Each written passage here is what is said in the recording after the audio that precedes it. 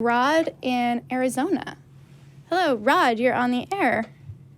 Hello again, V. Hello again, Christy. It's been a while. I think I called in and spoke to you guys about a year ago in relation to another topic. How you guys been? Been good.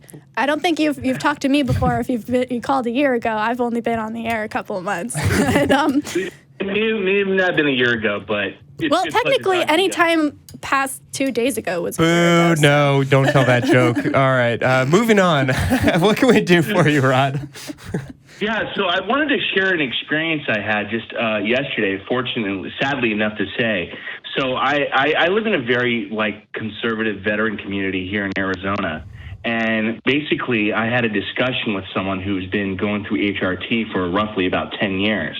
They are a combat veteran. They served in the Gulf War. And one of the things I discovered is throughout all their times, it's unfortunate that a lot of these individuals that experience this form of dysphoria and go through this, it's such a rough time that these veterans have because they can't get the entire treatment that they need in relation to their dysphoria.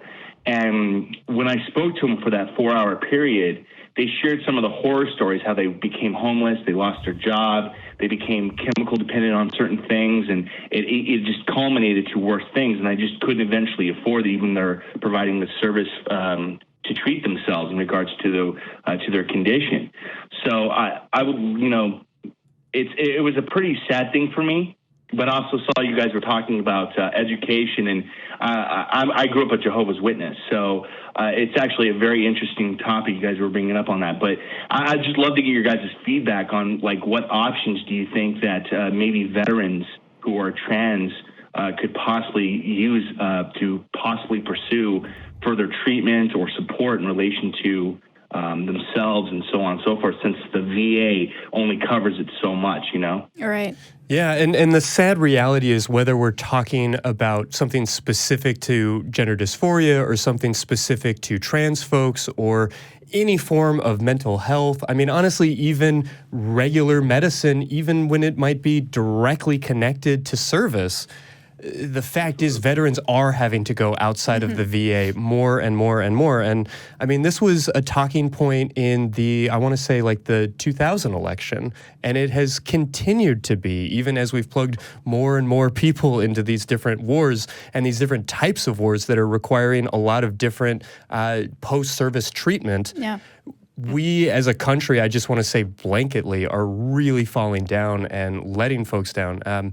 Having worked in a psychiatric hospital for a number of years, the number of folks that we had there who were veterans was terribly upsetting, and a lot of them were homeless. I don't have those numbers in front of me, but it's pretty terrifying numbers. Yeah. I don't... Yeah, Go ahead. I'm sorry, V. No, go ahead, Rod. No, please.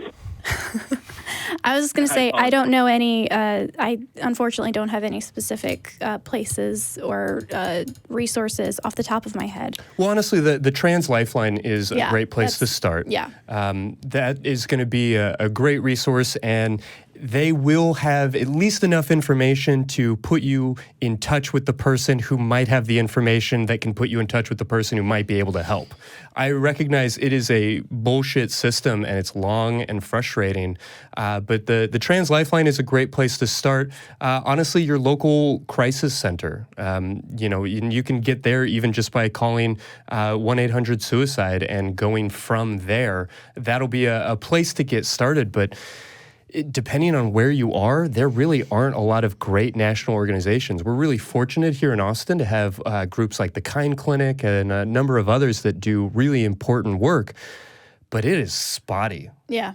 Yeah, it really is. It is incredibly spotty. I mean, when I spoke to them, they told me that they had gone through an organization in California that offered them some services, but even at that scope, it was very limited because their funding only came from certain avenues.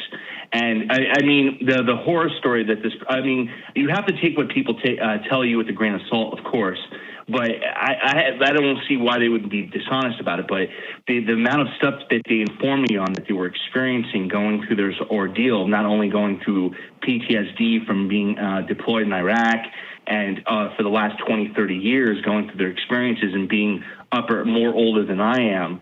It just shocked me in my core. I mean, being a veteran myself, going through this myself, to me, it's shocking how much we've fallen against the veterans and other people in the LGBT community relating to the treatment and possible help that they need. You know what I mean? It's very sad for me, and I just wanted to get an opportunity just to bring that out if I could. So. That's amazing. Thank you so much for calling and raising this. We don't talk about it enough, and we should, definitely. Another thing that might be helpful, depending on the resources available, both individually and in the regional level, would be the Secular Therapy Project. If you are somebody who is struggling, regardless of what that is, and you need kind of a non-religious understanding ear to kind of let that all out and maybe get those resources recommended to you. I'm writing this down. So. Yeah. The Secular Therapy Project through the Recovering from Religion Foundation is... Got that number already. Yeah. Yeah, that would be another place that I would consider. I don't mean to be an a-hole, but you mentioned, Chrissy, that the trans lifeline, was that the correct one? Yeah, I don't have that number in front of me, and I wish that I did. It's readily Googleable. Correctly in my notes. Yeah, and I'll make sure to have a link to that in the footnotes for this episode. I've got that written down. That would be amazing. I would appreciate that, Chrissy. Thank you for that. Yeah, absolutely.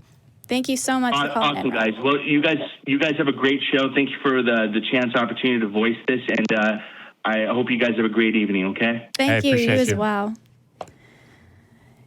Yeah, I remember a couple of years ago I was in a Lyft, and my Lyft driver was, I think, from Japan, if I'm remembering correctly, and he was just absolutely shocked. He's like, "You Americans take such terrible care of your veterans." And we had a really intense conversation about that, and it was shocking to hear somebody from another country be like, "Guys, you're fucking up."